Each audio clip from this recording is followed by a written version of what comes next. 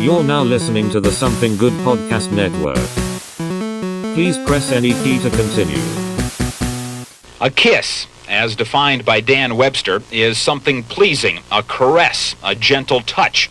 But there's another kiss that isn't in Webster's. Hey world, we're kids! Some critics say they don't make music, they just make noise. Yeah, Kiss sucks! Kiss implies the extreme in the theatrics on stage, utilizing fire and smoke and bizarre costumes, and the ever-consistent, constant concealment of their true identities. Speaking of which, Kiss is going to have its own comic book soon. Take Kiss with you. It's fun. Show your friends and be the first. Now. Oh my God, no time to turn! And welcome once again to No Time to Turn, a Kiss Nerd podcast. Nerds. We are not experts. We do not claim to know it all. We're just like sifting through this stuff and learning stuff and talking about it. And anyone that has been with us this whole ride, I think they figured that out by now. I wonder how many people are sitting there going, well, that's not the way I heard it. Well, I think of any episode, this is going to be the one where most people are going to be like, well, that's not the way I heard it. Well, that's why we brought notes this time. Yeah, and you know, you never know that's what we're trying to do, is kind of sift through this stuff and figure out what's fact, what's fiction, and you know, sometimes the myth is better than the reality. You know, it's better to not know. That's part of what makes Kiss. That's part of the charm of Kiss, especially in this era, is that there's so much you don't know, and you're having to fill in with your own. You know, it's what you bring into it with you, and that's what made it fun. Now we're kind of looking at it from hindsight, and it's almost like, you know, it's hard not to look at it through some sort of cynicism or whatever, and it takes kind of some of the fun out of it in being present in the moment. But, you know, you can't do that now. And actually, I'm sorry, Cap, actually kind of help paint that picture, though, if we want to, we can kind of look back at where we are now and kind of maybe look at the 70s as a whole. Like, where is culture now at this point in that kind of mid 70s of right after Alive? Because at this point, like you said, Kiss is starting to kind of seep into, you know, the consciousness, just that touch. It's about to get like crazy. Before we start, we should introduce ourselves. That's right. We're not professional broadcasters, so we ought to do this correctly. Yeah. Just so people know. I'm Russ Ward, and with me is Cap Nunn. Hello, everybody. Alex Stiff. Hello. From the Something Good For You podcast. Mm-hmm. Yes, indeed. Shared over most of these same airwaves. That's right. Isn't that how they say it? I don't know. That's close enough. Most of the same network. Part of the network. There we go. Part of the network. So we're trudging through the history of Kiss album by album, but year by year. We are going now into a very important album. Yeah, they got the success off of Alive, and now they're going to they need new material, and they need it to be good. They need a good follow up to a successful live album. We are rolling into the Destroyer album.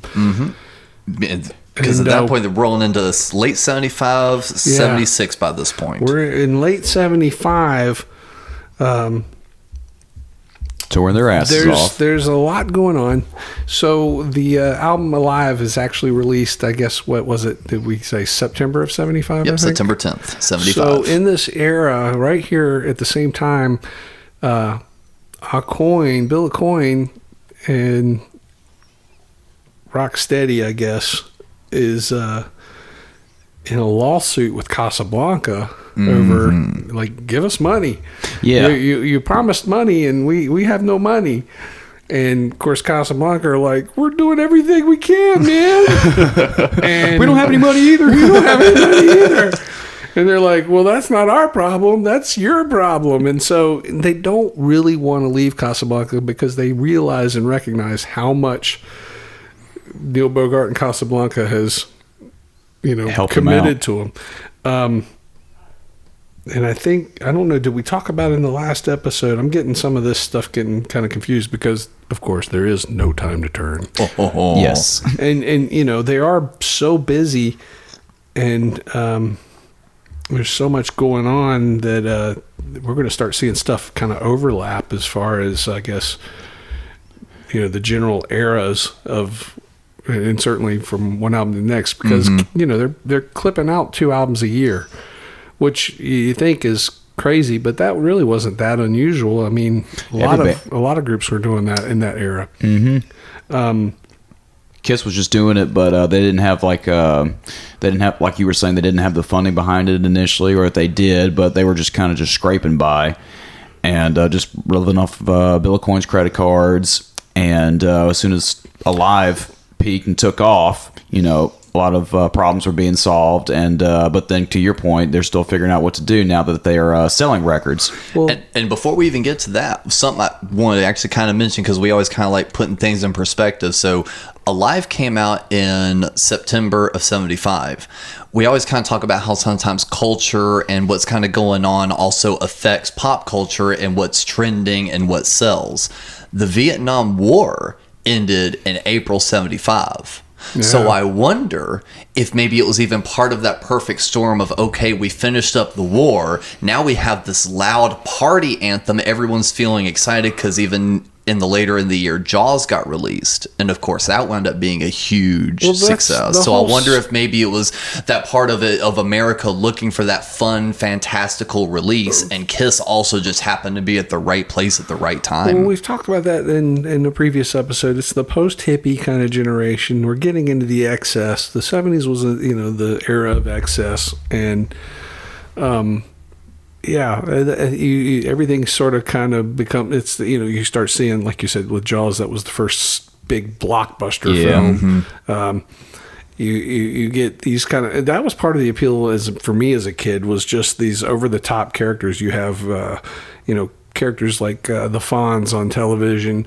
You have a real life superhero running around on a motorcycle called Evel Knievel. I was about to mention. Evel Knievel actually left a really big impression with you. Like anytime I think about Russ, it's usually Evel Knievel and Kiss, and those two really seem to kind of go hand in hand with you. Well, Evel Knievel, I mean, he just, he was such a over the top personality and this just, iconic presence, and he had such a, charisma, and it was just a force of nature. It also probably didn't help that he had an action figure that he could jump over your Kiss action figures. Yeah, that's true. But you had like the $6 Million Man on television also, and Star Wars was bubbling up. Star Wars was about to come out, and it was just a different era, and things just sort of were.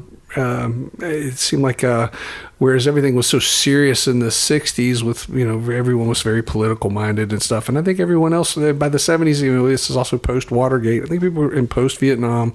People are just worn out. They're just tired of it. And it's just like, let's just get some mindless big entertainment in. And what fits that better than Kiss? Oh, absolutely. And pure uncut cocaine. Which has probably a lot to do with what we're going to talk about today. I feel like within that sentence, we hit on like 3 things that foreshadow the upcoming on this record being big, fantastical, cocaine, and Kiss. Well, part of that has already been laid. The groundwork has already been laid in I'll say even specifically with Alice Cooper's $1 Billion Babies album. That really started informing, I think, or reflecting the culture. And, and by no coincidence, the producer is Bob Ezrin, who they're going to be bringing in for Destroyer. Mm-hmm. Before we get to that, there's just a couple of things that have been going on, and I don't know exactly where all this fits in the overall timeline, but in this general era, I think we talked about, I'm pretty sure in the previous episode, Kenny Kerner and Richie Wise tried to talk a coin into taking Kiss to another label. Yeah. Apparently there was label interest in Kiss, and this is before Alive's success. And I think we talked about it. They had not had generated commercial interest, but they were generating professional interest. Yes. which is to say, there was a professional interest in recognizing there was a commercial opportunity to create, there would with the right amount of marketing, and yada, whatever. Yada. And at the same time, Neil Bogart was trying to do the same thing. He was trying to snag Kiss away from Bill Coin. He had done it with Donna Summer, and Donna Summer's hit is Just Breaking with Love to Love You Baby, which is very important. It's the two-fisted punch that brought Casablanca up from the wreckage into the black, and but for good. A coin divides Rocksteady with a coin management, and I think Rocksteady is essentially becomes primarily Kiss, and then, or maybe I forget. Maybe I think. Well, I know that we still saw Rocksteady logos on stuff for a while. Yeah, I may be incorrect on this. You can probably correct me on this. Isn't Rocksteady where they primarily pushed the merchandising, and then a coin management? No, the merchandising was done under something called Bootwell, and that's still not in play yet. Yeah, I knew that wasn't in play yet. I just didn't know if that's what it morphed into. But yeah, I'm probably wrong on that. I don't know. Well, we'll get to that. Again, that's a good point. That's a good point. But no, I do know exactly what you're talking about, how separated it. As all this is going on, they're still thinking big. They're still thinking, and I'm not talking about the band. I'm talking about people like Neil Bogart and Bill Aucoin. They're looking to, to build a career off of all of this, and they're building it off the backs of what Kiss is doing. And Kiss is the band that's in the trenches. And again, they're not super wealthy at all. And in fact, there is no wealth. They're not, They're leading a fairly meager existence, but they're projecting this super iconic, like, we're Kiss. Yeah. And I find it interesting, too, that Bogart was trying to nab Kiss away from a coin after the Donna Summer thing, because with Donna Summer already had a proven hit with Disco. Kiss still wasn't a proven hit yet. This is probably all around the same time. Right, but Kiss wasn't a proven hit quite yet I guess with Alive. But again, I would still assume that Donna Summer's record did a lot more than Kiss's did, regardless. So, and Casablanca, as we know, eventually did basically turn into the premier disco label. So I find it odd, though, that out of all the primary disco things, he still really had his eyes set on Kiss. They were still going to be the redheaded stepchild, even if he did gain full ownership of it. They were the first act that he signed. They're kind of the cornerstone of the label. And, I hate to say this, but I'm sure his interest was largely a very crass, I'm going to make money here. Yeah, it's like when they talk about when he produced Dressed to Kill. It's like Neil's not a producer; he's a business guy. Well, part of that was because of the deal with Kenny Kerner and Richie Wise. They found out about that because Neil Bogart is having an affair with Joyce Biowitz, who's the co-manager of Kiss. Which is, again, you've got this conflict of interest going on, and I think that's part of why Rocksteady and Aucoin sort of divides into two companies, and Joyce Biowitz quits, and I don't know if she goes to work for Casablanca or not, but I'd actually really like to. I could be totally wrong. She could have, but I'd actually really like to hear Joyce's story. It seems like she'd have some pretty good perspective on the inner workings of everything. Sure, a lot of this I source out of the books. There's there's a glut of Kiss books, and I think they're all worth reading if you're a Kiss nerd.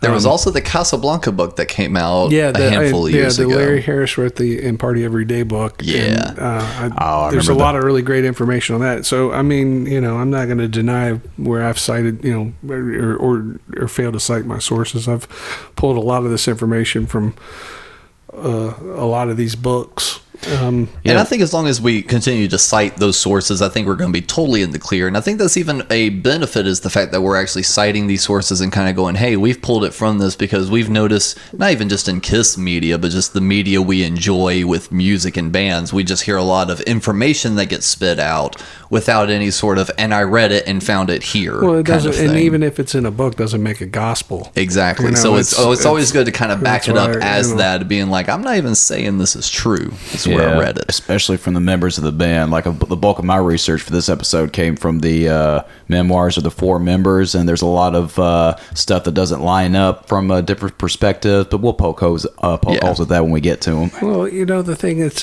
there's the old adage that there's three sides to every story: your side, my side, and then there's the truth. Yep. And nobody's wrong. Right. No one's telling a lie. Well, but you know how that goes. So let's rewind just a hair, because I want to talk a little bit about we ended, I think, the last episode. They've gone into the studio already. This is September of '75 with Bob Ezrin.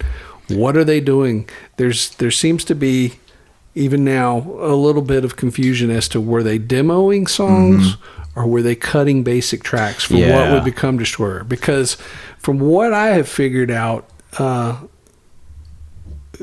this point, because of the lawsuit, Casablanca gets wind of this and shuts down that session. I don't know exactly the details on that, if they had to serve an injunction or whatever. I don't, but what were they doing? This is in September of 75. So they're already laying the groundwork for what's going to be Destroyer. If they're already in there laying down basic tracks. Electric Lady, correct? Well, so I believe so. Yeah, that so far that's all the information I've gathered. But you saying that actually filled in one little hole, because the information I had usually ran on was shortly after they had like that little window of break after riding around promoting Alive, is that this was the first time that Gene and Paul really started doing their own outside writing. So like Gene would get together with like the road crew, because Big John Hart could play, drums or something, and the announcer, what was his name, JR? Yeah, JR could play an instrument. Yeah, JR could play drums. That's what it was. He plays on the Detroit, or not the Detroit Rock City demo, I believe. I think he also plays on the God of Thunder demo, doesn't he? Possibly. Well, we'll get to that. We'll get to that. But what I'm getting at is, I believe those sessions were kind of what they were doing at that point, because Paul even mentions doing demos at a Coin's house or office. Okay, but they're in the studios. What I'm saying, they're in Electric Lady. Right. I think with they're just Bob cutting Ezrin. ideas. Maybe that's possible. Yeah. Bob Ezrin insists they're cutting basic tracks. Really? And his recollection, but Bob was, admittedly, But he had a little bit of a cold. Let's talk a little bit about Bob Ezrin, because I think it's interesting to note here. I mean, I don't know, do we need to go into his history? I think everyone knows that. We can give a brief history. He's from Toronto. He's working for a company called Nimbus 9, and they're making records for like the Guess Who. He works under a guy named Jack Richardson. He's a prodigy. I mean, at the time by the time he's working on this Kiss album, he's only 26 years old. That's insane. So he's already had how many Alice Cooper records under his belt at this point? 3 or 4? No, it's more like 5, I think. Let's see, Love It to Death, Killer, School's Out, $1 Billion Babies, and Muscle. No, he didn't do Muscle of Love. He bowed out on that. But I forgot he went back that far. You're right. But he's got success already. Obviously he produced Lou Reed's Berlin album, which is a pretty heavy record. If not heavy as far as like musically heavy, but just a conceptually heavy record. Yeah, and it's pretty dense with its production. I mean, he's the man. Went on to produce The Wall by Pink Floyd. He would go on to do that. It's interesting to note here that, so the fact that he'd worked with Alice Cooper and the similarities between Alice Cooper and Kiss, I came across an interesting tidbit, by the way, that Shep Gordon, Alice Cooper's manager, saw a Kiss show and reckoned that it cost as much to produce a single Kiss show as it would an entire Alice Cooper tour. That's not true, but that's how impressed he was by it. Perception is reality, man. Yep. And Bob Ezrin allegedly first hears of Kiss, and I'm going to assume this would have taken him back to the late summer, early fall of 74. There is a kid that lives in Toronto named Mike Longman, who has started calling Bob Ezrin at home because Bob's phone number was still listed in the phone book, and would talk music. And one of the things he championed very early on was, man, you got to do this band Kiss, And just by coincidence, he meets Kiss, and there's a little confusion as to where that happens, but it seems to have occurred in a stairwell somewhere, either at a local show or apparently he says it was at a TV studio. I've never seen any footage of Kiss in a TV studio. I don't know what they would have been doing at that time, but the famous story is they bump into each other and Bob goes, "Do you like the sound of your records?" They're like, "Yeah." Well, if you don't, give me a call. That's kind of mentioned in Paul's memoir, where it was in a stairwell or something like that. I can't recall if I don't have that written down as far as that was the exchange or not. I think that would have had to. Now I think generally they date that in '75, but in looking at the touring history and whatever, it's probably late '74, which means they're probably. Let's see. I haven't gone back. I was gonna say if it's I don't TV even studio, know if Hotter Than Hell's out yet at this point. well then if Hotter Than Hell wouldn't be out at that point, TV studio, that could be any of those early TV. Well, this times. is in Toronto. Okay, well then could it have been for the Come On and Love Me and Rock and Roll All Night music video shoot? That was at the Michigan Palace in Detroit. See, this is why I love having you on the show. You're like my quick Google. I can just throw stuff out like that real quick, and you're like, no. But the connection was made, and eventually, the decision is made to bring Bob Ezrin in to do the next Kiss album. Mm-hmm. And he wants to work with them as much as they want to work with him. And again, he's 26 years old, I think, here. Or 20, maybe 25, 26, something like that. That's what blows my mind. Because I'm sitting here, I'm still the youngest at the table. I'm 28. Well, consider you go back and, I mean, he's done all this Alice Cooper stuff all in his early 20s, you know. Mm-hmm. Classics, too. Yeah. So, the guy has pedigree. He's a classically trained musician. Yeah, so he's bringing a lot of that into what as we'll see. He wants to expand the appeal of Kiss, meaning he wants girls to like Kiss because it's very much a boy thing, you know. And I think if anyone knows anything about music, you're not going to be successful if you don't appeal to girls. Mm-hmm. Not on any grand scale. And that's just the truth. And he's got to figure out a way to expand their appeal. And that's what he sees as a challenge. He wants to, he sees that there is a potential to create a greater dramatic depth to this band that has so much drama around their kind of characters anyhow. Yeah, and part of that is kicking their asses into gear musically.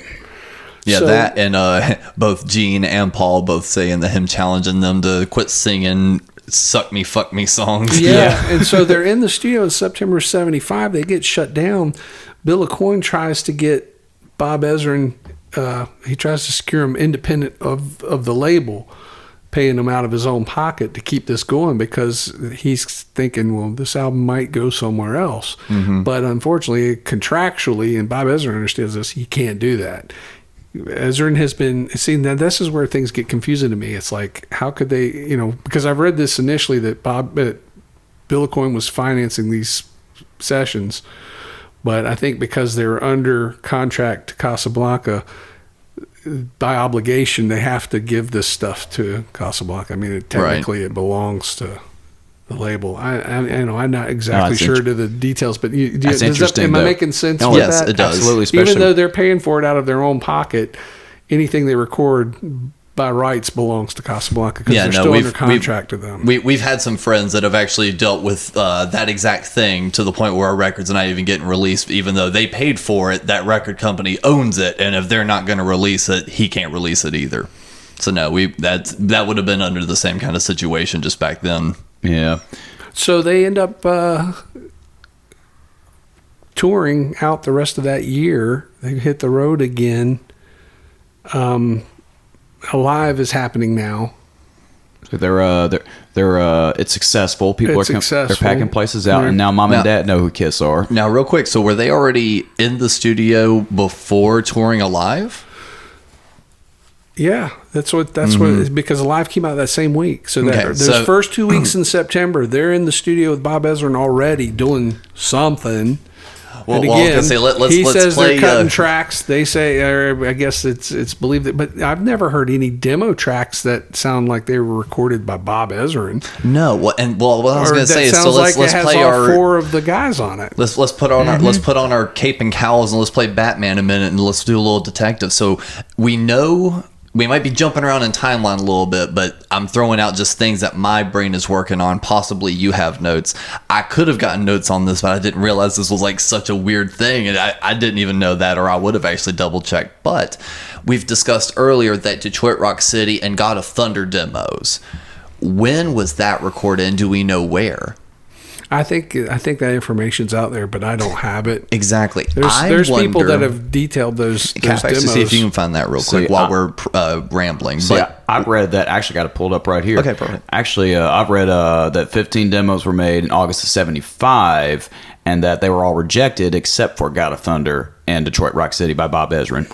Well, that doesn't mean he recorded them. Yeah, that means exactly. he's heard them. Right. He's rejected them. Everything I've read was just him rejecting them. Right, so that would lead credence to Gene running off with the road crew recording demos, Paul recording demos with a coin, taking those. Now Ezrin's hearing those and only picks out one, and then probably rewrites some like Detroit Rock City and stuff. Well, but I wonder if that re-record time, them working on that, would now be that first session that we're now trying to figure out before it gets shut down. What do you mean? Filtering through those separate demos that Cap just referenced, where he approved only one. I wonder if that was that time period that we're trying to sort through now. I don't know. He has them in the studio, but they're in Electric Lady here. Mm-hmm. But when they resume sessions in January of '76 and start recording, quote unquote, for real, right? They're at the record plant, the New York City location of the record plant.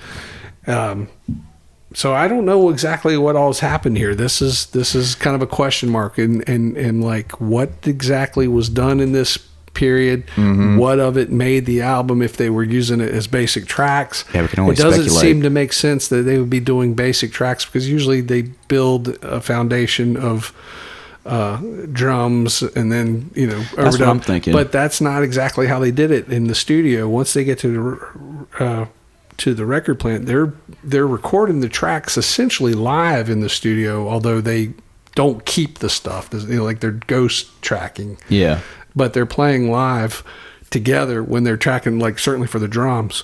But in January of '76, they also have their new costumes, but they're not going to debut these costumes again until summer.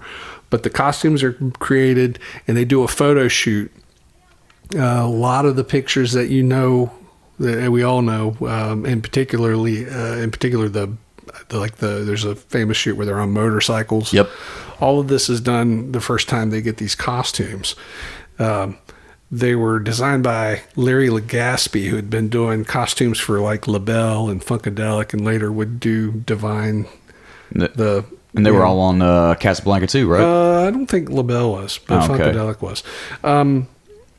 And they also did... Well, I'm kind of getting ahead of myself. They were already well into the Destroyer sessions about 2 weeks in when they did a big PR thing for the recording of the symphonic parts for Great Expectations and Beth. And that's where we get those photos of Ezrin dressed up with the top hat with the and top the cape. hat and the tails, yeah. So they're in the studio. They're at Record Plant, New York City location, Studio A. This is also where the Dolls cut their first album. It's where Aerosmith had cut Toys in the Attic. It's being engineered by Jay Messina and Corky Stasiak. Corky Stasiak will also pop up on some other Kiss albums, or at least another Kiss album. So they got themselves a team. So y'all just want to run this, song by song here? Well, first things first, I was wanting to make sure you weren't going to go back to it. The one thing I'm just trying to think on is we do have the two sessions. I had something in my head right before I started leading into it. If I'd cut you off, I would have remembered, but I didn't want to do that. Oh, you could have cut me off so you don't lose any of your thought. Well, no, I did. Yeah, it felt like you were rolling into something good, so I didn't do that. But yeah, we can go track by track. I think that'd be fine. Well, I don't know the order that these songs were recorded in. Well, the context with all of it too is Bob, like I was saying earlier, just shaping everybody to learn how to tune their instruments and to keep time and things like that too. And that was they were getting over their own hurdles as far as being professional musicians too. I actually do remember now. Yeah. Go ahead. Okay, so you did say they went in the studio for a minute and then they hit the road again, and then they went back to the studio to finish. Right. I think there is a little bit of credence to them to actually doing something in the studio, because correct me if I'm wrong, were they not playing Flaming Youth and I think Detroit Rock City on the tail end of that Alive tour. I've That's seen in the videos spring of of them, '76. but they were still in their Alive costumes. That's why I'm differentiating the fact that they're doing these costume pictures now, but they're not being used. They're for later for the Destroyer. Okay, so if that was spring of '76, that would still be after the second session. Okay, never mind. Yep. I thought I found them. I thought I found one extra little string for you to help connect it. Oh well, we're gonna get to that. Okay. Yeah. So, but in January they're recording. In January they're recording the album finally. Okay, yeah. In proper. Second Yeah, session. from January to February, and every session started with Bob with the blackboard and a whistle, and a lot of cocaine on the table. Yeah, and there was cocaine present, as to what the usage was and by who. That I got to mention this. This was in stuff here. I got to mention this from Gene's book. When he saw the little mirror that was kind of stapled to the table, his first thought was, "That's stupid. You have to look down to see your reflection." Yeah. That, and he said also he thought it was like powdered creamer, which had been like the new hot thing in the 70s, or Sweet and Low. Because he thought it was like just some stuff for like coffee or whatever. Which also, let's think back for a second. How much do you think that is genuine ignorance? Because again, we do have to remember it's a young teen immigrant now in the U.S. that probably hasn't really been around that much kind of odd drug use. I think by that point I would think he would have a clue. He would have more than a clue as to what was what. If your bandmates are Ace Frehley and Peter Criss. Well, I don't think Ace and Peter were doing it too hard that yet. I don't think it's. I don't. Whatever. But do we also see ourselves, or do we also see Gene putting himself in a position of seeming that dumb? No, I don't think so. I don't. What's that razor for? Do you stir your coffee with that razor? Yeah, allegedly, they're greeted at the studio. I don't know which time, but apparently they showed up and Bob Ezrin was completely nude, save for a bow tie, as a means to just sort of kind of break the ice. But I need to start doing that every time we get a new drummer. In Peter's book, he talks about how he gets a fire extinguisher and just sprays it all over the studio. Yeah, well, they were trying to break up, the monotony. There's all those stories. I don't think that really relates much to anything important. I mean, actually, real quick, do we want to talk about studio stories first, or do track by track? Because I feel like it's going to be hard to kind of bounce back and forth on that. Well, I don't know. What do you got? Well, I mean, we know the traditional stories of Bob creating like his own metrodome by putting like a tiny little microphone in a box, or putting a microphone in a room and hitting a box, so to kind of help keep count with Peter, so he can stay on track better. Well, this before click tracks. They were also allegedly, depending on the song, they would move the drums from one part of the studio to the other to record it in different ways, which it seems like it would be a weird way of doing things and make things sound inconsistent. But I don't know. I've read how like drums were reversed during like God of Thunder and things like that too. Well, that would have been his trickery that he brings into but still into stuff. But they were. It seems overall that no one enjoyed the process. Like all four. Like we're like, oh my god, this is like teeth grating. But I feel like in retrospect, Gene and Paul love and appreciate everything he did. Peter looks back at the experience like, oh, that was something we needed to do. I still don't think Ace looks at this experience as a positive. Ace did not. Ace didn't get along, I don't think, very well with Bob Ezrin's methodology. No. He and Peter were like, they're field players, and Bob's telling them how to play specific things. Bob had very specific ideas as to what he wanted and how he wanted it, and that's one thing that's interesting about Bob Ezrin is he not only does he put his stamp on the whole musical output, but a lot of it, I mean, it's a smart way to move. You look on the album and you see he gets a lot of songwriting credit as well. Yeah, that's a smart move on his part. But he, and part of that's born out of necessity because he's trying to get what he wants. And if he can't get what he wants out of the four guys, he's still going to get it on the record by hook or by crook, as we will get to shortly. But let's just go track by track and kind of examine this. Obviously, the album starts with the with Detroit Rock City, but it starts with that long opening kind of montage. It's like a Sonic movie. If you close your eyes, you can kind of see it. Now, I think the idea they were trying to get was it's a TV or a radio while someone's washing dishes. Yeah, I've always picked that up. I always thought when I was young, I thought it was supposed to be like a diner. And I could see that. I just thought it was like the ambiance of a the clicking of plates and what have you. And but either way, the point is you're hearing the news report and it's about to tell you the story of what you're going to hear in this song. And do we know who the news reporter is? Well, it's Bob Ezrin, but Gene Simmons has claimed credit on it too. I was going to say Gene's claimed credit on it, and later on Bob has backed him up on it. I've also heard Bob say it was him, but later on he's been like, "Oh yeah, that was Gene." Well, either way, they did the binaural recording, which was kind of a new thing where if you listen to it on headphones, you were there. Yeah, that was a brand new. It was like a 3D microphone, brand new technology for the time. And they went out and they got the car engine noise and the guy's riding behind the wheel. I can see this in my head. It's almost like you hear that there's a change where it's like inside the car and now you're outside the car, and it's almost like you can just picture it like as a movie. The way I always did in my head was you're in the car and then it pictures and you can see the car riding along on the horizon. And then you're back in the car again and he's listening. And he's half drunk. That's all really cool stuff to think. Who thinks of that stuff? And obviously that's a Ezrin idea. And one of my favorite little techie little minutia things about this is the way they actually got a Rock and Roll All Night playing in the background. They didn't get a cassette tape and put it in the tape deck and just hit play. They had access to a short-range radio projector in the studio. So they hijacked a radio station and blasted Rock and Roll All Night. So they actually got a legit radio station signal in for Rock and Roll All Night within a car stereo. That's pretty cool. It's some interesting stuff. And I tell you what's weird is you don't think about it now because you don't know it any other way. But I mean, this goes on for nearly a minute before the song even starts.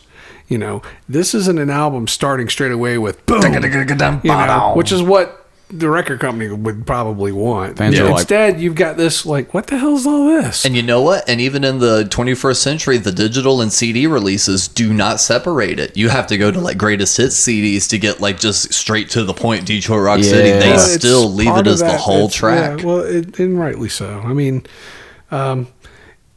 this song has got Ezrin all over it. I was going to say. You listen to the demo we now have, it exists, and it's very, very different. Obviously, he wrote that solo. He wrote that solo, and he wrote that bass line, that boom boom. Yeah, that was him too. I was going to say that's not like anything Gene had ever played before. Yeah. That solo part, is I think he wrote that on piano. Yeah, they say it was a mixture of piano, and Ace has said before he kind of just held, Ezrin hummed it to him, and he kind of just ran his finger up the fretboards until he found the keys, and he's like, no, different note. Okay, that one there, and just kind of helped build up that solo. And then Paul found the harmony, and now we have a classic. And again, whose idea was that? I mean, all of this seems like it was probably puzzled together as well, as a lot of these tracks are. Now, allegedly, this song is inspired by a story that circulated that they heard that a kid was killed on their way to a show. Mm-hmm. Do you know where that was allegedly said to have happened? Detroit? I mean, no, where? Charlotte, North Carolina. Really? And no joke. James Campion, who wrote the Making of Destroyer book that's really excellent, spends the last kind of like an epilogue trying to track down this true story on this. I mean, he spends pages and pages on this. He tracked as much as he could to try to figure out when and where this occurred and who it was, and kind of came up cold. Wow. So, that's only because it's based on a specific idea that it's been burned into the collective consciousness. This comes from roadies as well. Oh, we heard about that when we were in Charlotte. Well, it could have been Fayetteville. Mm-hmm. Could have been Greenville, South Carolina. It's just right now. He figured all this out. It was like they're playing in that concentrated area over a course of a couple of days. Right. It could have been any of those places, and they just conflated it in their head as Charlotte. But then again, the story might be apocryphal. It might not even be true at all. Does it matter? No. The myth is better. Yeah. I want to read that book now, though. Oh, the book is excellent. And one other note about Detroit Rock City, it's one of those situations where, again, we love Gene and Paul to death, but, sometimes their words can be a little bit, rewritten, and sometimes other people's words are a bit more taken to the bank. And I kind of tend to lean on Bob Ezrin's words on things, especially when it comes to this, because I've heard him do interviews talking about Alice Cooper things, and Cooper's 100% backed him up. It seems like Ezrin's got a decent memory, all things considered. He says up one side and down the other that there was no extra trickery, that was Peter through and through on this record, that monstrous drum sound, because Gene and Paul have even tried to say like a session guy came in to have to play Detroit Rock City. I've never heard him say that. Yeah, Gene has said that. Like, it was a mid-2000s interview, someone was talking about, just success and everything. It was like, they went on the whole Ace and Peter were druggies thing that they went on for a minute, and they were like, oh yeah, and even Detroit Rock City, Peter couldn't play that. He couldn't play that intricate, jazzy drum beat type thing. Never ever heard that. Yeah, so even Ezra's been like, you can take that to the bank, that Peter plays every note on that. Well, then that leads pretty well into the next one, which is King of the Nighttime World, because that role that kind of sustains through it. Yep. Eric Carr hated that and had a really hard time playing it and didn't like it. Really? I didn't hear. I've never heard that. Heard that. What's interesting about this song is this is not a Kiss song. No. It took me forever to know that.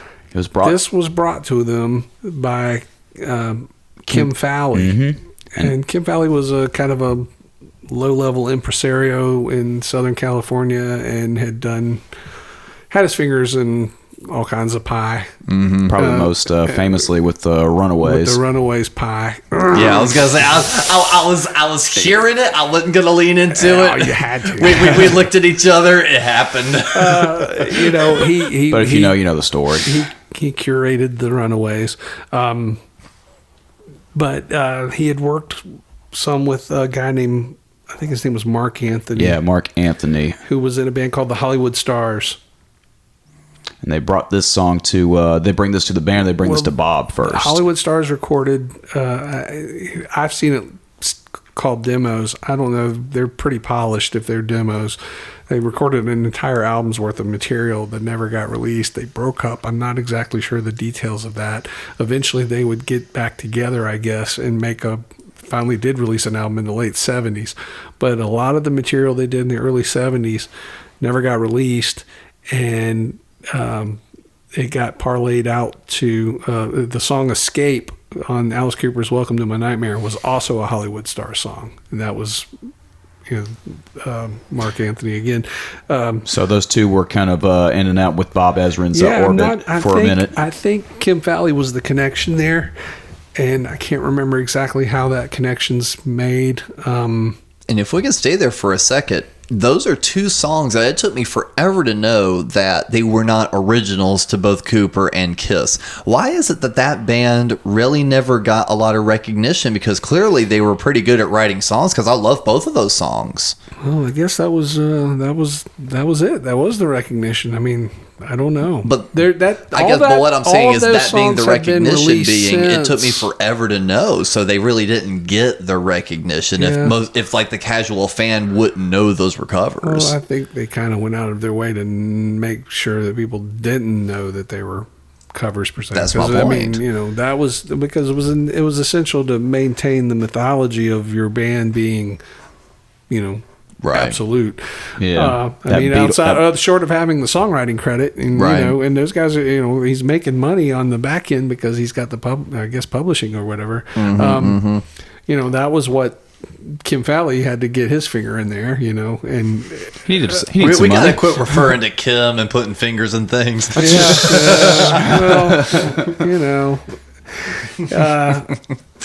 It's a great song, and if anyone has the interest, you can find it. They're on obviously YouTube and whatever. And then the album was released, the Hollywood Stars, all that material that from that era, on a album called oh gosh, now my brain is slipping. I forget what it's called. People are yelling at us right now. Something to do with the radio. God, it's a really good. It's a good collection of songs. I'm surprised that they never caught any traction on their own. Because and that's kind of what I was getting at. Is like they seem to be good songwriters, so it seems like probably just couldn't out of the two, I'm sure they've got more in them. Probably just couldn't keep a band together to record them or anything like that. We know nothing about that. But King of the Nighttime World has that's one of my favorite riffs on the record for sure. I love that Paul Stanley chord all over it. Yeah, kind of during the verses, the bow bow bow bow. Yeah. Look that up real quick. Hollywood Stars, because I don't want that to go unstated. The album, it's totally. Now I'm gonna have to It's right at the tip of my tongue. I'm sure by the time you look it up, I might have it. But actually, the story that inspired the song originally had something to do with these guys, being young and stupid. One of the band members was getting how shall we say this discreetly? What am I looking up? Album titles? Yeah, it's he was getting some enjoyment. He was getting oral pleasure, if you will, and didn't know that the other guys were in a car like laughing and spying on him, and they turned the headlights on, and then his girlfriend got nicknamed the Headlight Queen. And that made its way into the lyric, you're my Headlight Queen. Nice. Everything I'm seeing is all self-titled with Hollywood Stars. Yeah, well, that's the one album. They have, I forget. It's Heart Like, not Heart Like a Radio. I forget what it's called. Let's see. I should know this. I feel like an idiot because here we are recording this. I should have had this in my notes. Shine Like a Radio. Shine Like a Radio. There it is. And it's really good. The point is, it's really good. It's worth seeking out. And it's not just because of the Kiss connection. It's a good album. What would you kind of relate it to? It's just early 70s kind of, it's pop not hard rock, but kind of like pop rock. Yeah, cool though. I'm a fan of that. It's really, really good. I mean, it's guitar based. It's, it's not, wimpy or whatever. Cool deal. It's not it's not like the Osmonds. But hey, the Osmonds had some rockin' tunes, man. What was the, no, that's a whole other podcast. I'm just saying it's not like Puppy Love. Is right. What I mean by that. But no, then we got God of Thunder right after that. God of Thunder is interesting because Paul Stanley wrote it. And it was a completely different song. Well, the demo is. Yeah. Because of that drum beat, really. It's faster. But that changes the whole thing. It changes the whole feel and vibe. But Bob Ezrin's the one that went, wait a minute, God of Thunder, you're not the God of Thunder. The demon is the God. Not Paul Stanley, not Gene Simmons, but the characters. Right. This the lover is not the God of Thunder. Yeah. The demon is the God of Thunder. And he pulls it away. And I know Paul's probably like, what the fuck? I know it. That's my song. And it is because in recent days, like within like the last 5 years or so, Paul takes every chance he gets to be like, I wrote Gene's biggest song. Yeah. Well, and that's true. And that's fair. It's fair for him to take the credit because it's true. It's you can, again, we're looking at all this with hindsight, but you compare the demo to the finished song, and all I've ever known is the finished song. Yeah, it's Gene's signature song. You've always associated it with Gene. You never think, oh, Paul wrote that. Even though we had even when we were kids, we had the album. We look at that stuff. We look at those songwriting credits. We'd be like, well, that's weird. Paul wrote that. But you don't hear it as a Paul song. But until you hear the demo of his version. And then you hear the DNA. It's still a little different, though, from what Paul would normally write. It doesn't sound like, even in his demo, it doesn't seem like lyrically, Apparently he was writing that one and I Want You around the same time. Yeah. Now think about the riff and I Want You. But it's more of a funk kind of a thing. It has a more funk vibe, which is, It absolutely does. Which we've talked about. There's a heavy R&B influence on a lot of what Kiss does, and it never gets much noted or recognized. But you see it, especially in that demo. Absolutely. And it just gets morphed into what it is on the album because it becomes a Gene thing. Got a thunder. It comes a lot, they slow it. They slow it down, and it plods. I think it plods a little bit. I'm not a fan of the studio version either. I think it's interesting. He brought in his kids, and they're doing Bob's all the kids. little. Yeah, Bob Ezrin has his kids on it. His kids are on several of his records.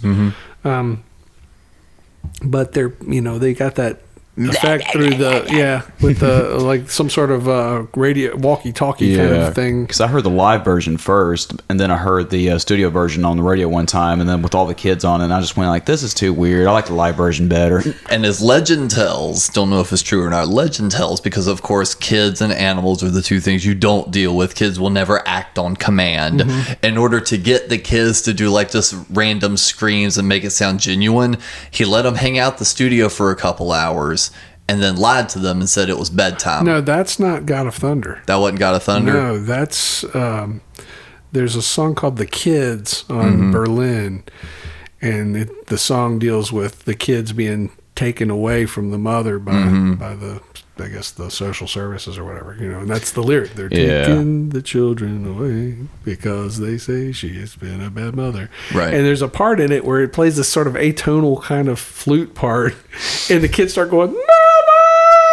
Mama! and they're crying, and that's when he told them, bedtime. Got it. Okay. So, that was that's where I conflated that story then. Got it. Because people thought, what did he do to those kids to make them cry like that? I just told him it was bedtime. If you've ever been a dad or been a brother or sister, you know that's all it takes. But it's interesting that he does this on God of Thunder. I don't know why he would be inspired to do something like that, but I can tell you how I heard it when I was young, when I was small. I heard it as a song where Kiss are torturing these kids or a kid. We just heard it as one kid. Yeah. And I always pictured that like somehow he's like, tied to a chair or something, and they're just, performing around him with the blood drooling and all that, blah, and he's like, no! Because Kiss was kind of scary when you're like, especially when you're like 5 or 6. Oh, a lot of my initial impressions of Kiss was it was kind of like, what the hell is this? Well, dude, I wasn't thinking what the hell. I was 5, but even with all like, what is this? Even with me getting everything up to the mid 90s all at once, man, I still put on that one as a kid, and I got almost the same picture. Mine was just more or less a kid being tortured in hell, and he's just hearing this all around, and just he's in hell getting burned or whatever, whatever the kid's mind, your mind wraps up. But that's part of what made it fun. Is again, it's what you bring to it with you. It leaves enough open space for you to bring your own imagination into it and feed it what you want. And what you feed it is what you're going to get back. I heard the kids as like little minions to Gene. Yeah, little demons. Yeah. Oh yeah, that's kind of cool. Yeah, I never thought of that. Because they're kind of upbeat on the track. They're like, okay. Yeah. Well, except for that one that goes. He goes. It's after the solo, and he goes, "I am the Lord of the Wasteland." He's like, It sounds like he's being terrified. Yeah, exactly. And plus, also being raised in a Christian home, hearing the line "slowly rob you of your virgin soul," I always knew that was a evil thing. So I also kind of like related to, okay, no, the kid is in hell, and this is what he's hearing in hell. And yeah, I come from a religious home too. I can only imagine how like. Oh, gee, when you're younger, like, why do you hate Kiss so much, Mom? I love it. All three. So I was raised in a church. Silently points at this record. This is kind of a quick sidebar, but all three of us were raised in like a church kind of scenario, and that's probably. And us gravitating towards Kiss kind of makes a little bit more sense now, doesn't it? Yeah, well, you had to rebel, man. So that leads into Great Expectations. A complete 180. Well, this is Bob Ezrin. Yeah. Almost through and through. I mean, even I think the demo was built around an arrangement that Bob Ezrin must have came up with. I don't know what the story is on the demo on that. In the demo, of course, he had the idea of name dropping all the That's other members. I like that. I like it. You watch Paul playing guitar. You watch Pete beating his drums. Yeah. And honestly, I think that's cool. Because when I remember listening to the lyrics to that as a kid, and everything is so singular, it's always... I am the Lord of the Wasteland. Well, yeah, I want to rock and roll all night. Well, not even that, but within that song, the lyrics are very singular into me. And when he refers to playing drums, even as a kid, I'm sitting here going, Gene, you don't play drums. Yeah. Well, this came out of a song. You know what? I didn't write this down. I'm so mad at myself for this. It had a different title. God. Why did I not write that down? Really? I'd always heard Great Expectations. It was not written as Great Expectations. I think that was Bob Ezrin's idea. And it was his idea to use the Beethoven... The 8 thing in there. I don't... Is it pronounced pathetique? Something like that. And pathetic. I don't know. I'm a guitar teacher, not a classical music instructor. But, obviously, very obviously, Kiss weren't ever going to come up with that. That's not an idea that was going to drop into their... No, and musically, the demo is so similar. Exactly what you say. It had to have been something that Bob had arranged. Because they were obviously they were writing together by September of '75. We know that, right? So, absolutely. A lot of this could have been born out of that. They recorded the orchestra. We were talking about this a little earlier. They did all of this in one day because all the orchestra guys were all union and they're on union time, so they had to get it in and get it done, and which is interesting because they've turned it into a PR event and they're trying to get all this done in a very tightly controlled little piece of time because they don't want to pay overtime on union dues. And they get it. I mean, all of this is essentially, all the symphonic stuff is essentially recorded live. Peter allegedly does. Well, we'll get to that. We'll get to the Beth part in a minute. Yeah, we'll get to that. Well, we'll have to spend some time on that one. Obviously, we've talked about the photos that have circulated with Kiss and they're in their Destroyer outfits. They are not yet using them, and we'll talk about that in a minute. Yeah. So, but they knew they were going to, so they just had to go ahead and dress on up. This is all because it's all going to be geared towards the Destroyer thing. So let's flip the record over. Let's flip the record over. Side 2. We'll pop the needle on, and we get Flamin' Youth. That's been a new favorite of mine lately. I don't know why, but this is the most Frankenstein song. This is the most. Is this the only song that's credited to all 4? It's Ace, Paul, Gene, and Ezrin. I didn't see Peter's name on it. They won't give Peter credit. Well, but it all comes from pieces of song parts that they came. And Bob's like, well, what do you got? What do you got? So, I know there's a big part of it comes from a Gene song called Mad Dog. And I think that's the foundation of the song. Mad Dog. And, he's wanting them to play in 7/4 time. Now, what that means, I don't know. Cap. In 7/4 time, I'm not a drummer, so you're a music teacher. Well, they can't get it because, but it's not 1, 2, 3, 4. It's the not. Band has to play in 7/4 time, which I think is probably might be the way that riff is written, and probably unconsciously. No, the da da da da da. But he just has Peter playing. Yeah, all the way through it, which just keeps the thing going. Right. So how they, he just sort of stitched that together out of ideas, and here you've got pretty anthemic song. I really do like it a lot too. And another note from the demo one, another possessive change. The original lyrics, our parents think we're crazy and they hate the things we do. We're stupid and we're lazy. He changes it to I'm. Well, I wonder if that was another Ezrin move, being like, you need to make these songs possessive instead of inclusive. I wouldn't doubt that. It seems like I've read something about that, actually. I like the arrangement trope where it's like it does the first chorus and then only gives maybe 1 or 2 bars of a second verse and then straight to the chorus after that. It's a weird. The songwriting has definitely progressed on this record, and it's due to Ezrin. Well, and then of course, most famously and most controversially, he's introduced a new instrument into the mix here. the calliope. Yeah, I was gonna say I was waiting for someone to say it. Which I be able never to. heard as a calliope. When I was a kid, I just thought it was like an electric organ. Yes, thank you. I was gonna just call it an organ. I never heard that as a calliope. And I've that- talked about this with friends since, and they're like, that boop, boop, boop, boop. And I'm like, I never heard that. And for those that don't, never clicked with me until I read that it was a calliope. I was like, oh. calliope is what you would hear like circuses and stuff like yeah, that. that was, I think they were pretty put off by that. They, that's how I know about it being a calliope now, because it's still a point of contention, I think, amongst the members. They didn't care for that added to their thing. And the other controversial part of this track is that they got a ghost guitar player on it, allegedly. Yeah, Dick Wagner. See, I was going to bring that up. Let's go into Sweet Pain here, because then we can talk more about both of them. Dick Wagner, because the question is like, okay, there's not a lot to be said about Sweet Pain. It's although I think the riff is pretty unusual. Yeah, it's all those guitars on top of it. Like I heard it was supposed to be a take on. And I'm like, that's not something they had ever done. So we know now that Dick Wagner was brought in to play lead guitar on this because Ace allegedly wasn't available. Blah blah blah. Whatever whatever poker game. Yeah, now we've got the whatever. Destroyer revisited Redux, whatever it is.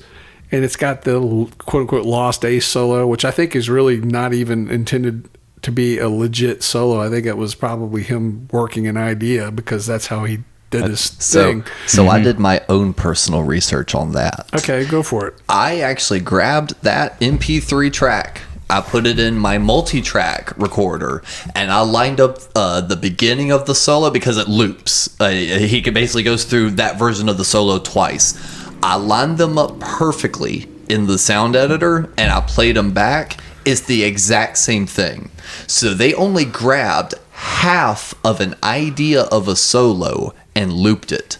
It's the exact same guitar track played twice. Yeah, they just copied and pasted it in twice. I got you. So that I 100% agree and believe with what you're saying. I think they just pulled out a demo. They pulled out a scratch track, something that Ace was just messing around with, not even close to a finished idea, and went, oh, well, this is at least an Ace. Ace played these notes. We'll put it on here.